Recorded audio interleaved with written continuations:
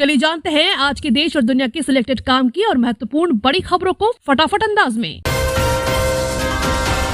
हिमाचल प्रदेश में पीएम मोदी ने फूका चुनावी बिगुल, कांग्रेस को बताया झूठी पार्टी। कांग्रेस पर तीखा हमला करते हुए पीएम नरेंद्र मोदी ने उस पर हिमाचल प्रदेश को नजरअंदाज करने का आरोप लगाया, क्योंकि यह एक छोटा राज्य है। मोदी सरकार रायबरेली में बनाएगी वंदे भारत ट्रेन के डिब्बे, हजारों लोगों को मिलेगा रोजगार। पापा नहीं परी लग्नोत्सव में शामिल होंगे प्रधानमंत्री नरेंद्र मोदी, लड़कियों को देंगे आशीर्वाद।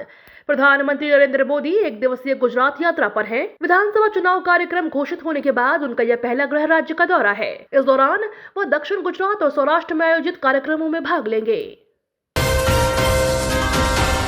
प्रधानमंत्री नरेंद्र मोदी का आज हिमाचल दौरा, मंडी और सुंदरनगर में करेंगे चुनावी रैलियां।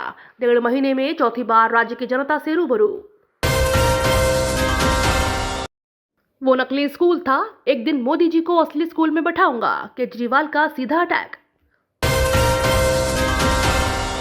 यश की KGF 2 बन गई राहुल गांधी के लिए मुसीबत, दर्ज हुआ कॉपीराइट का मामला। हिमाचल न आने पर बीजेपी के निशाने पर राहुल, केंद्र नेतृत्व से लेकर जयराम ने की घेराबंदी। हिमाचल प्रदेश विधानसभा चुनाव के लिए राजनीतिक दलों ने प्रचार तेज कर दिया है, साथ ही एक दूसरे को घेरने में भी कोई कसर नहीं छोड़ रहे हैं। चुनावी प्रचार के बीच राहुल गांधी भाजपा के निशाने पर आ गए हैं।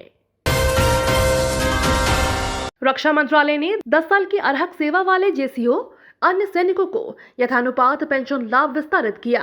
रक्षा सेवाओं में कम से कम 10 वर्ष की अर्हक सेवा वाले JCO अन्य सैनिकों को यथानुपात पेंशन के प्रावधान का लाभ विस्तारित किया है। पहले यह लाभ केवल कमीशन प्राप्त अधिकारियों तक ही सीमित था। रक्षा मंत्रालय राजनाथ सिंह ने इस संबंध में पूर्व सैनिकों के विभाग के एक प्रस्ताव को मंजूरी दी है। बीजेपी का ऑफर था कि गुजरात छोड़ दो, हम सत्येंद्र जैन को छोड़ देंगे, अरविंद केजरीवाल का दावा। उन्होंने कहा कि बीजेपी ने ऑफर दिया था कि अगर हम गुजरात छोड़ देंगे तो वह सत्येंद्र जैन को छोड़ देंगे।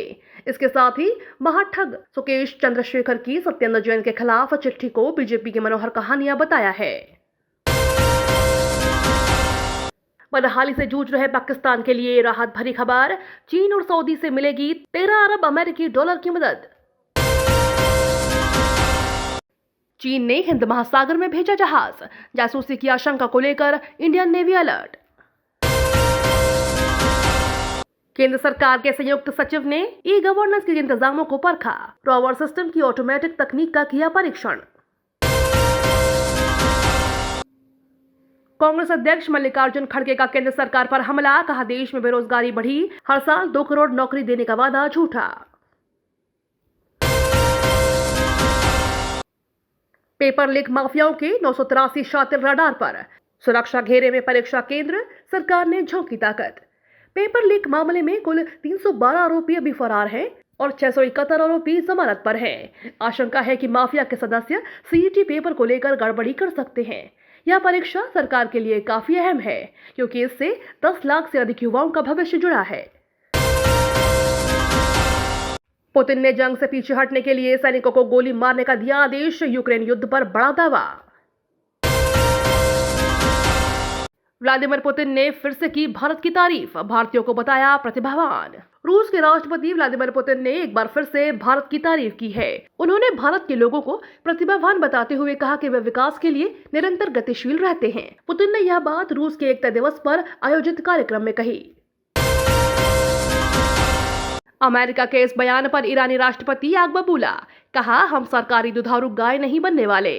अमेरिकी राष्ट्रपति जो बाइडेन ने हाल ही में एक कार्यक्रम में कहा था कि हम ईरान को जल्द ही आजाद करने जा रहे हैं। आपको बता दें, महिसा अमीनी की मौत के बाद शुरू हुए हिजाब विरोधी आंदोलन को दुनिया भर में समर्थन मिल रहा है। अमेरिका भी ईरान पर कई प्रतिबंध लगा चुका है।